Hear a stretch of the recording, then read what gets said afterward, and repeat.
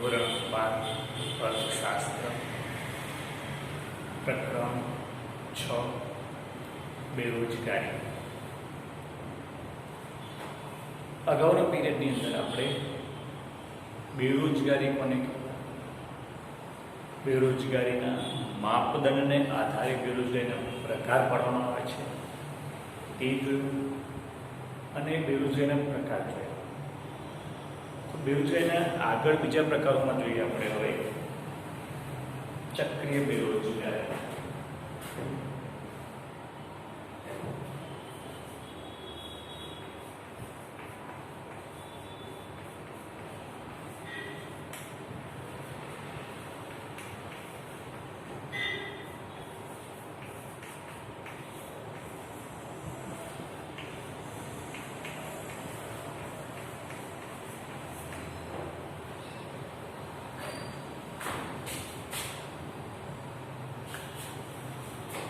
ચક્રીય બેરોજગારી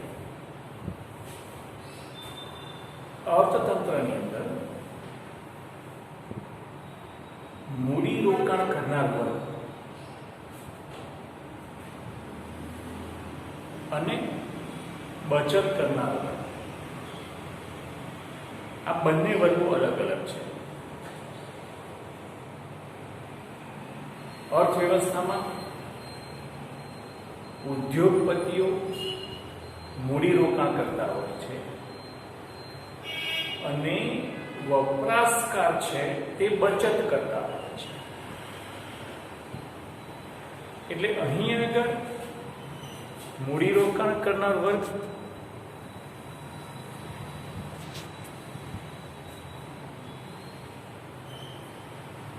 અને બચત કરનાર વર્ગ વચ્ચે કેટલીક વખત અસમતુલા સર્જાય છે.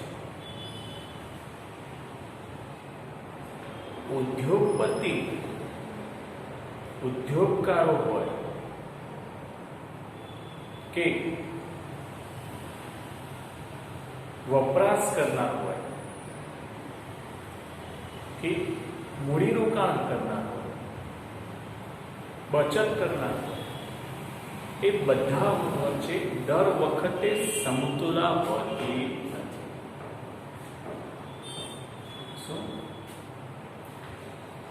તો અહીં આ બધાની વચ્ચે જ્યારે અસમતુલા સર્જાય છે ત્યારે અર્થતંત્ર થોડુંક ખોરવાય છે. તો શું થતું હોય છે?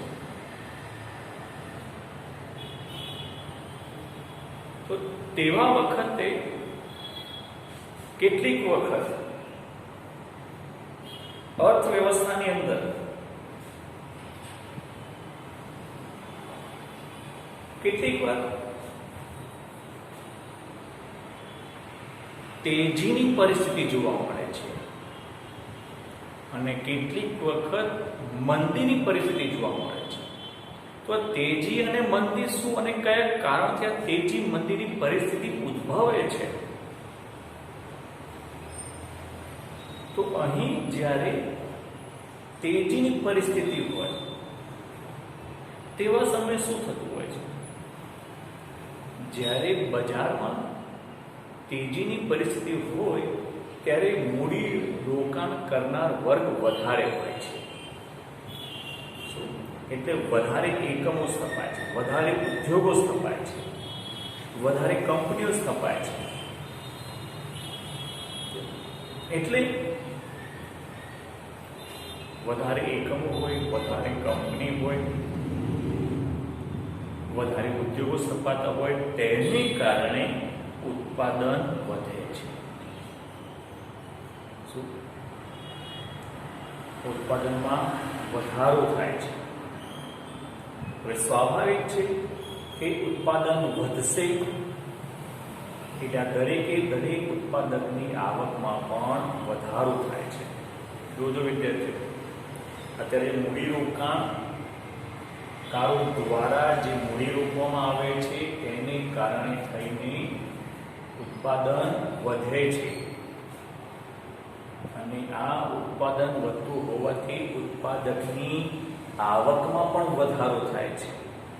શું અને આ ઉત્પાદકની આવક વધે છે, વધારે એકમો સ્થપાય છે, વધારે કંપનીઓ સ્થપાય છે, વધારે ઉદ્યોગો સ્થપાય છે, એટલે અમને વધારે શ્રમ પુરવઠાની જરૂર પડે છે. શું? વધારે શ્રમ પુરવઠાની જરૂર પડે છે, એટલે રોજગારી વધે છે. ખ્યાલ આવ્યો વિદ્યાર્થીઓ? રોજગારી વધે એટલે બેરોજગારી ઘટી. આ તેજીની પરિસ્થિતિ. તેજીની પરિસ્થિતિમાં એમ કહી શકીએ કે અર્થતંત્રની અંદર હકારાત્મક પરિણામ જોવા મળે છે. ખ્યાલ આવ્યો વિદ્યાર્થીઓ? એટલે તેજીની પરિસ્થિતિ હોય ત્યારે બેરોજગારીમાં ઘટાડો થાય છે, પરંતુ અર્થતંત્રની અંદર દરેક વખતે મૂડીરોકાણ કરનાર અને બચત કરનાર વર્ગ વચ્ચે સમતુલા હોતી નથી. એટલે કેટલીક વખત અસમતુલા થાય ત્યારે શું થાય છે? જ્યારે અસમતુલા થાય ત્યારે મંદીની પરિસ્થિતિ ઉદ્ભવે છે. તો મંદીની પરિસ્થિતિમાં શું થાય છે? તો જ્યારે મંદીની પરિસ્થિતિ હોય ત્યારે સ્વાભાવિક રીતે લોકોની માંગમાં ઘટાડો થાય છે, લોકોની વપરાશમાં ઘટાડો થાય છે. વપરાશ ઘટે છે એટલે માંગ ઘટે છે, અને અહીં સ્વાભાવિક છે કે માંગ ઘટે એટલે શું થશે? માંગ ઘટશે એટલે તરત જ ઉત્પાદન ઘટશે. શું? તરત જ ઉત્પાદન ઘટશે. હવે ઉત્પાદન ઘટશે એટલે એવું બને કે કેટલાક એકમો એવા હોય કે જ્યાં ઉત્પાદનનો ઘટાડો થયો અને એમનો ખર્ચ તેનો તે જ રહે છે, એટલે ઉત્પાદનનો ઘટાડો થાય છે એટલે આવક નથી થતી અને સામે ખર્ચ તેના તે જ હોય છે. કેટલાક સ્થિર ખર્ચા હોય છે, એ સ્થિર ખર્ચ ઘટતા નથી. તેને કારણે એવા એકમોએ કેટલાક શ્રમિકોને, કેટલાક કર્મચારીઓને છૂટા કરી દીધા હોય છે. તો કેટલાક એકમો એવું બને છે કે પોતાના ખર્ચને પહોંચી વળતા ન હોવાથી પોતાના એકમો બંધ કરી દેતા હોય છે. કેટલાક એકમો શ્રમિકોને છૂટા કરી દે, કેટલાક એકમો બંધ કરી દેવામાં આવે, કર્મચારી છૂટા કરી દેવામાં આવે. અને આને કારણે શું થાય? બેરોજગારી વધે. દરેક એકમો આ પરિસ્થિતિને પહોંચી વળતા નથી. તો અહીં અર્થતંત્રની અંદર, અર્થવ્યવસ્થાની અંદર આવી પરિસ્થિતિ હંમેશા ચાલ્યા કરતી હોય છે. તેજીની પરિસ્થિતિ, મંદીની પરિસ્થિતિ. તો અહીં જ્યારે આવી પરિસ્થિતિને કારણે જે બેરોજગારી ઉદ્ભવે તેને આપણે ચક્રીય બેરોજગારી તરીકે ઓળખીએ છીએ, કે વ્યાપાર ચક્રીય બેરોજગારી. શું? ફરીથી યાદ રાખી લીધું. ચક્રીય બેરોજગારી એટલે શું? તેને ટૂંકમાં કેવું હોય તો તેજી મંદીની પરિસ્થિતિને કારણે જે બેરોજગારી ઉદ્ભવે છે તેને ચક્રીય બેરોજગારી તરીકે ઓળખવામાં આવે છે. ખ્યાલ આવે વિદ્યાર્થીઓ?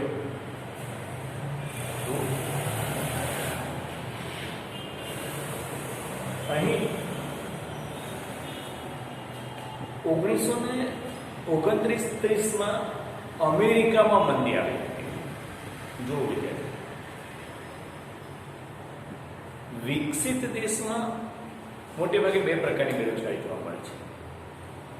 એક ચક્રીય બેરોજગારી અને બીજી છે ઘરસમજની બેરોજગારી. તો અહીં જ્યારે 1929-30ની અંદર અમેરિકામાં મંદી આવી, તેની અસર આખા વિશ્વમાં જોવા મળી હતી. England, London, America, France, Germany, આ બધી જગ્યાએ તેની અસર જોવા મળી.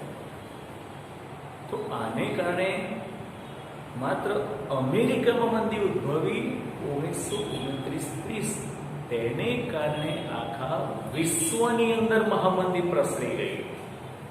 એટલા માટે 1929ની મંદીને વિશ્વવ્યાપી મહામંદી તરીકે ઓળખવામાં આવે છે. અત્યારે કદાચ એવી જ પરિસ્થિતિ છે. આપણે જોયું છે આ મહામારી જે રીતે એક મંદીની અસર આખા વિશ્વમાં થઈ, તેવી જ રીતે આ મહામારીની અસર પણ એક દેશમાંથી આખા વિશ્વમાં પ્રસરી. અને વિશ્વમાં પ્રસરી એને કારણે અમુક દેશોની અંદર અત્યારે અર્થતંત્ર ઠપ થઈ ગયું છે, અર્થતંત્ર નબળું પડ્યું છે, અર્થતંત્ર ઘણું પાછળ જતું રહ્યું છે. એને કારણે મંદીની પરિસ્થિતિ ઉદ્ભવાય છે. તો કદાચ એવું ન બને કે 1930માં જે મંદી આવી એવી અસર ત્યારે પણ એવી પરિસ્થિતિ આવીને ઊભી રહે, એવું પણ બની શકે. એટલે અર્થવ્યવસ્થાની અંદર આ તેજી મંદીનું ચક્ર હંમેશા ચાલ્યા જ કરે છે.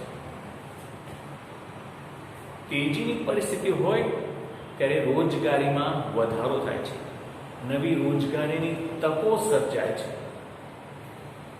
અને એટલા માટે બેરોજગારી ઘટે છે. પરંતુ મંદીની પરિસ્થિતિ હોય તેવા સમયે રોજગારી ઘટે છે અને એને કારણે બેરોજગારી વધે છે. તો આવી રીતે તેજી મંદીની પરિસ્થિતિમાં બેરોજગારીમાં વધારો થતો જોવા મળે છે. ખ્યાલ વિદ્યાર્થીઓ, બરોબર? કે તમારે ટૂંકમાં યાદ રાખી લેવાનું કે તેજી મંદીની પરિસ્થિતિને કારણે જે બેરોજગારી ઉદ્ભવે તેને આપણે ચક્રીય બેરોજગારી તરીકે ઓળખીએ છીએ. ત્યારબાદ છેલ્લો પ્રકાર છે ઘર્ષણજન્ય બેરોજગારી.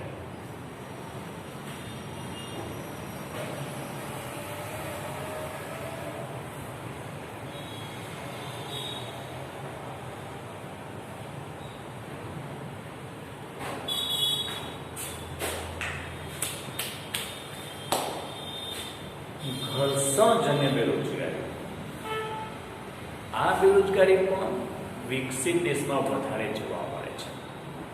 શું? ચક્રીય અને ઘર્ષણજન્ય બેરોજગારી, આ બંનેનું પ્રમાણ વિકસિત દેશમાં વધારે છે. કેમ? એટલે આપણે કારણ વિકસિત દેશમાં થોડું વધારે હોય છે, પણ અલ્પવિકસિત દેશમાં પણ હોય છે. એને મતલબ એમ જોવા જઈએ કે અર્થતંત્રની અંદર, અર્થતંત્રમાં હંમેશા જેમ જેમ સમય જતો જાય તેમ તેમ ઉત્પાદન પદ્ધતિ બદલાતી જતી જોવા મળે છે. ઉત્પાદન પદ્ધતિ બદલાય છે એટલે કે નવી ઉત્પાદન પદ્ધતિ આવે છે. અર્થતંત્રમાં નવી ઉત્પાદન પદ્ધતિ આવે છે. બરાબર? ઉત્પાદન પદ્ધતિ બદલાય છે તેમજ નવી નવી ટેકનોલોજી આવતી જાય છે. શું? નવી નવી ટેકનોલોજી આવે છે. કોમ્પ્યુટર ક્ષેત્રે જેમ જેમ સમય જતો જાય તેમ તેમ નવા નવા સોફ્ટવેર આવતા જાય છે. આ નવા સોફ્ટવેર આવવાને કારણે નવી ટેકનોલોજી આવે છે. શું? નવી ટેકનોલોજી આવે છે એટલે રોજ નિત નવા સંશોધનો થાય છે. નવા નવા સંશોધનો થાય છે એટલે નવી નવી ચીજ વસ્તુઓનું ઉત્પાદન થાય છે. નવી ચીજ વસ્તુઓ બને છે, સંશોધનો થાય છે, નવી ટેકનોલોજી આવે છે અને આ પ્રક્રિયા જેમ જેમ સમય તેમ ચાલ્યા જ કરે છે. તેને કારણે શું થાય? નવી ઉત્પાદન પદ્ધતિ, નવું ઉત્પાદન, નવી ચીજ વસ્તુ, નવા સંશોધનો, આ બધું હંમેશા ચાલ્યા જ કરે છે. અને તેવા સમય જે જૂની પુરાણી પદ્ધતિથી જે કાર્ય થતું હોય છે, જે કર્મચારીઓ, જે શ્રમિકો કામ કરે છે તે લોકો આ નવી પદ્ધતિ સાથે તુલના સાધી શકતા નથી. એટલે નવા કર્મચારીઓ સાથે અહીં આ જૂના કર્મચારીઓ સમતુલા સાધી ન શકતા હોવાથી અથવા તો કેટલાક એકમો આ નવી પદ્ધતિ ન અપનાવી શકવાથી કેટલાક એકમો બંધ થાય છે, અથવા તો નવા કર્મચારી આવવાથી કેટલાક જૂના કર્મચારીઓને છૂટા કરવામાં આવે છે. નવી ટેકનોલોજી, નવી ઉત્પાદન પદ્ધતિને કારણે. તો આ પ્રક્રિયા વિકસિત દેશોમાં વધારે જોવા મળે છે, અર્ધ વિકસિત દેશમાં ઓછી જોવા મળે છે. તો અહીં જૂની પુરાણી પદ્ધતિ અને નવી પદ્ધતિ બેની વચ્ચે ઘર્ષણ થતું જોવા મળે છે. એટલે આને કારણે એમ કહી શકાય કે નવી ઉત્પાદન પદ્ધતિ, નવી સંશોધન, નવી ચીજવસ્તુ, નવું ઉત્પાદન થવાથી જૂની પુરાણી પદ્ધતિથી કાર્ય કરતા કર્મચારીઓને આમાં સંતુલન ન સાધી શકતા હોવાથી તેમને છૂટા કરવામાં આવે. તેને કારણે જે બેરોજગારી ઉદ્ભવે તેને આપણે ઘર્ષણજન્ય બેરોજગારી તરીકે ઓળખીએ છીએ.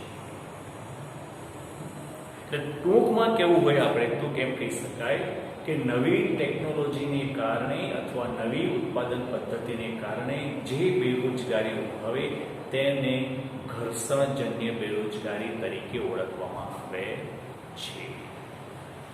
ખ્યાલ આવી વિદ્યાર્થીઓ?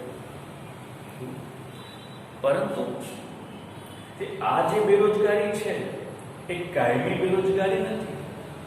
કેમ કે જે કર્મચારી કામ કરવા માંગે છે તે નવી ઉત્પાદન પદ્ધતિ શીખી જાય છે, અને જ્યારે નવી ઉત્પાદન પદ્ધતિ શીખી જાય ત્યારે ફરી તે કામ પર લાગી જાય છે. ત્યારે તે બેરોજગાર રહેતો નથી, એટલે તેને કામ મળી જાય છે.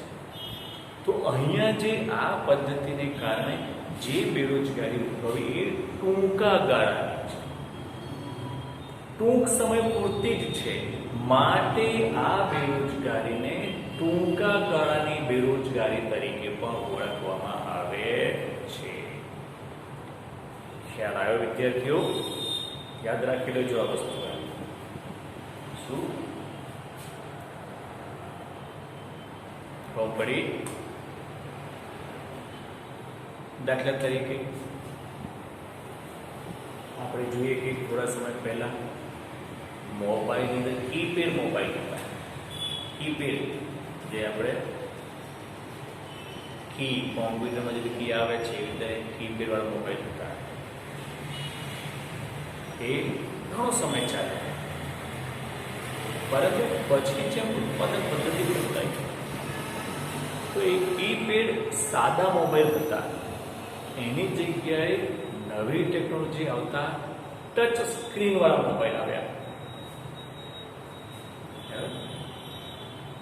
એવી રીતે પહેલા સાદા ટીવી આવતા હતા, મોટી પિક્ચર ટ્યુબ પર ટીવી આવતા હતા. તો એ પદ્ધતિ વર્ષો સુધી ચાલી. પછી જેવી નવી ટેકનોલોજી આવી એટલે સ્માર્ટ ટીવી અને સ્માર્ટ મોબાઈલ આવ્યા. એલસીડી, એલઈડી અને ટચ સ્ક્રીન. ટેકનોલોજી બદલાઈ એટલે આ પદ્ધતિ બદલાઈ. નવી શોધ થઈ. તો અહીં અત્યાર સુધી જે કર્મચારીઓ આ જૂની પદ્ધતિમાં કામ કરતા હતા તે તાત્કાલિક ધોરણે આ નવી પદ્ધતિમાં સમતુલા સાધી શકતા નથી. તો તેઓ શું થાય છે? તો તેવા સમયે કેટલીક જગ્યાએ એવું બને કે કાં તો એકમો બંધ થઈ જાય. દાખલા તરીકે ટીવી અને વિડીયોકોન ટીવી, યાદ ને Videocon TV, neutron TV, western TV, આ બધા ટીવી હતા એ જૂની મોટી પિક્ચર ટ્યુબવાળા ટીવી હતા. ક્રાઉન ટીવી, આ જૂના ટીવી હતા. એ જૂની પદ્ધતિથી ઉત્પાદન થતું હતું. પણ હવે આ બધા એલસીડી ટીવી આવ્યા, એલઈડી ટીવી આવ્યા, જેની પિક્ચર ટ્યુબ પણ નાની હોય, એનું કદ પણ અલગ પ્રકારનું હોય, એની ગુણવત્તા પણ સારી હોય. તો કેટલી આ બધી કંપનીઓ છે એ આની સાથે સમતોલા સાધી શકી નહીં. તો એ કંપનીઓ બંધ થઈ ગઈ. તો તેવા કર્મચારીઓ તે ધંધામાંથી છૂટા થયા, બંધ થયું, કંપની બંધ થઈ ગઈ. તો તે સમયે બેરોજગારી ઉદ્ભવી. પણ કેટલાક કર્મચારીઓ આ નવી ટેકનોલોજી પદ્ધતિથી થતું ઉત્પાદન શીખી ગયા. તો તેવા લોકો નવી કંપનીમાં લાગુ પડી ગયા. નવી કંપનીમાં એમણે રોજગારી મેળવી લીધી. તો એ જે ટૂંક સમય માટે બેરોજગારી હતા, પછી એમણે રોજગારી મેળવી લીધી. તો આ જે બેરોજગારી ટૂંકા ગાળાની બેરોજગારી, એ કાયમી બેરોજગાર રહ્યા નહીં. તો આવી રીતે શું થાય કે જ્યારે ઉત્પાદન પદ્ધતિ બદલાય છે ત્યારે ટૂંક સમય માટે, થોડા સમય માટે કેટલાક શ્રમિકોને બેરોજગાર રહેવું પડે છે. એટલા જ માટે આ ઘર્ષણજન્ય બેરોજગારીને ટૂંકા ગાળાની બેરોજગારી તરીકે ઓળખવામાં આવે છે.